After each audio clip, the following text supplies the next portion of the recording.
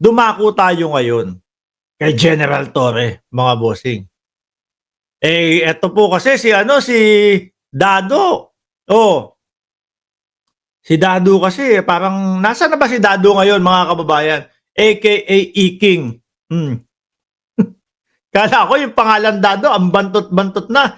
Mas matotnab pa pala yung Iking.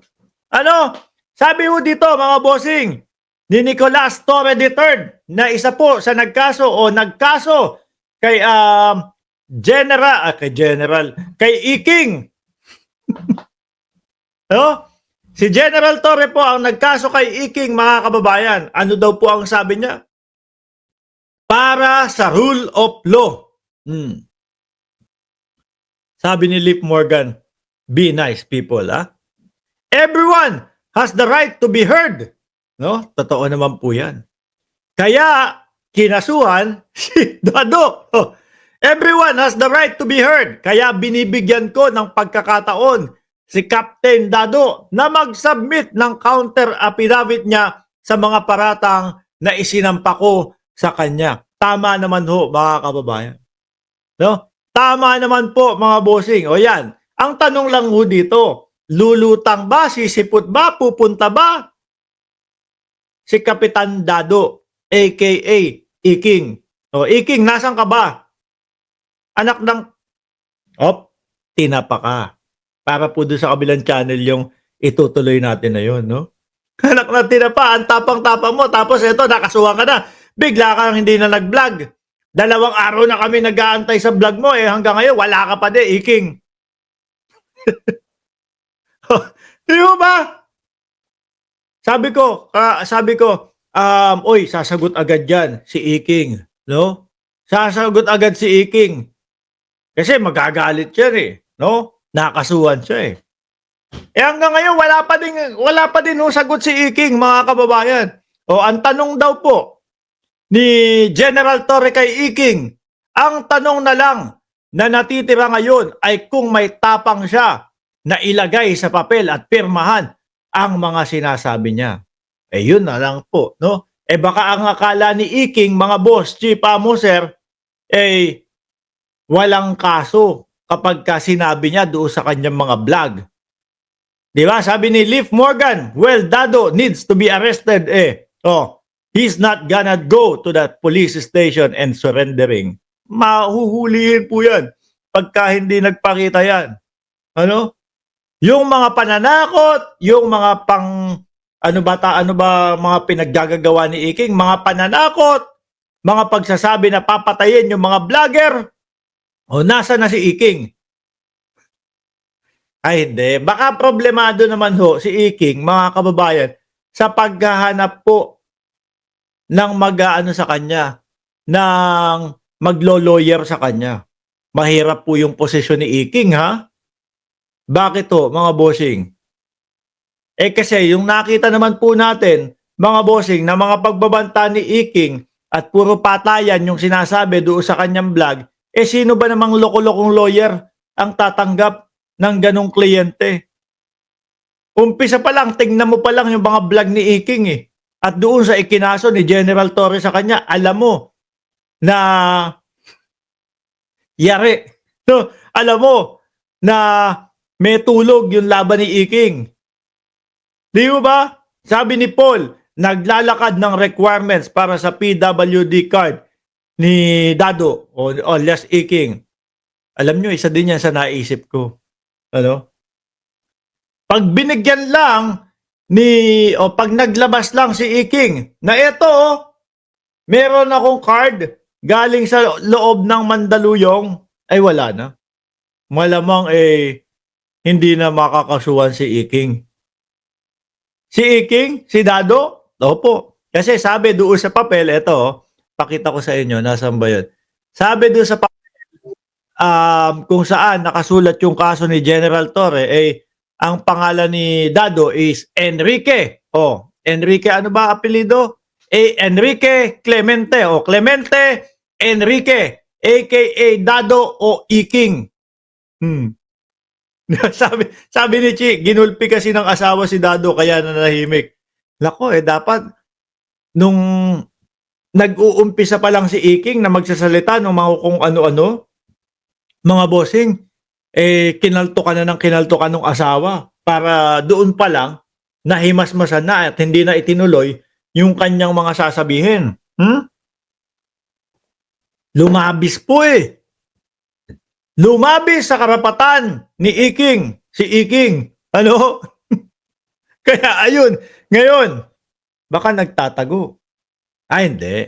Ang tingin ko dyan, humahanap ng lawyer yan. Humahanap ng mag-aabogado sa kanya. Sabi ko nga ho sa inyo, no? Walang matinong isip na abogado ang tatanggap nung kaso ni Iking.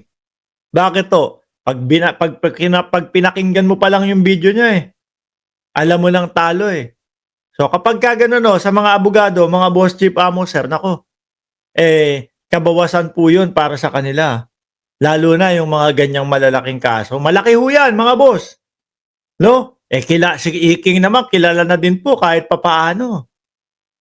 Tapos makikita doon sa listahan ng mga natalong kaso. Talo din pala yung kinaso, ikaw pala humawak doon sa kaso ni Iking. Tas talo kayo.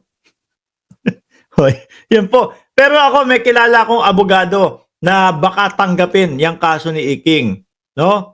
Ang nakikita ko pong tumatanggap ng mga ganyang kaso, mga kababayan, si Topacio. Ayun. Kaya lang pag si Topacio tumanggap ng mga kaso, matik ho yan ang ginagawa po ni Attorney Topacio, mga kababayan. Ay, hindi. Ang ginagawa, syempre ipagtatanggol. Kaya lang, ang questionable sa aking isipan, pagkatapos natanggapin ni Attorney Topacio, bigla nang nag-iiskaapuhan yung mga kliyente niya, bigla nang nagtatago, no? Sila Kibuloy, sila Tebes. Di ba sabi ni Andrew Biernes, Sir Mark, hindi alibay yung pagkamero ni Dado. Ano daw? Sir Mark, hindi alibay yung pagkamero ni Dado ng PWD. Dapat kasuhan at ikulong na agad yang si Dado. Di ba?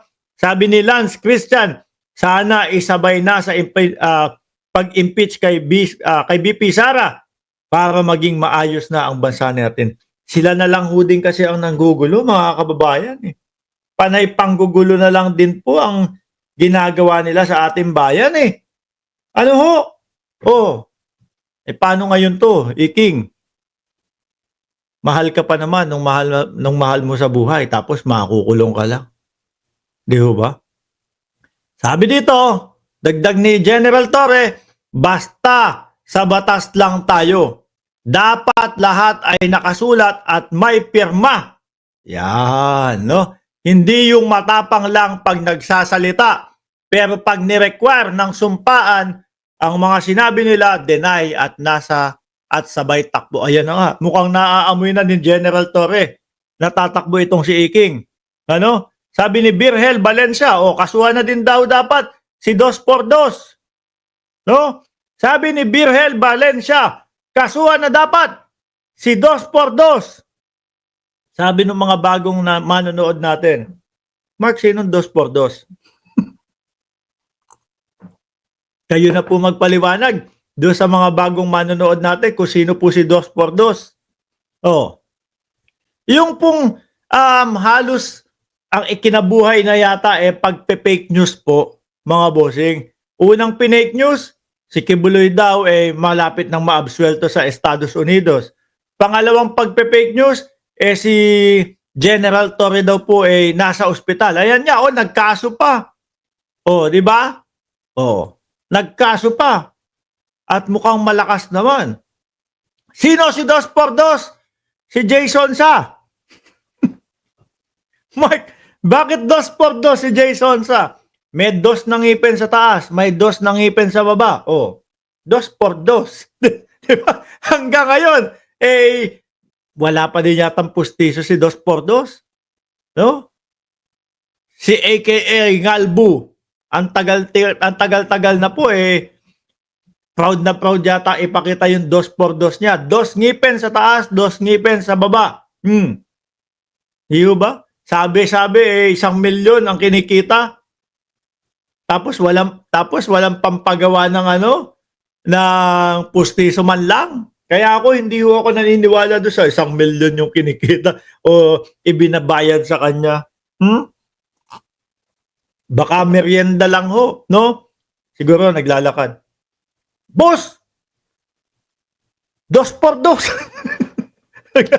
Naglalakad si Sosa. Boss! Napalo ka ba ng 2x2? Bakit? yung ipon mo 2 na lang dito sa taas, 2 na lang dito sa baba. Hindi. No, mahilig lang ako sa candy. Mahilig lang ako sa matatamis. O baka gano'n nga ho, 'di ba mga kababayan?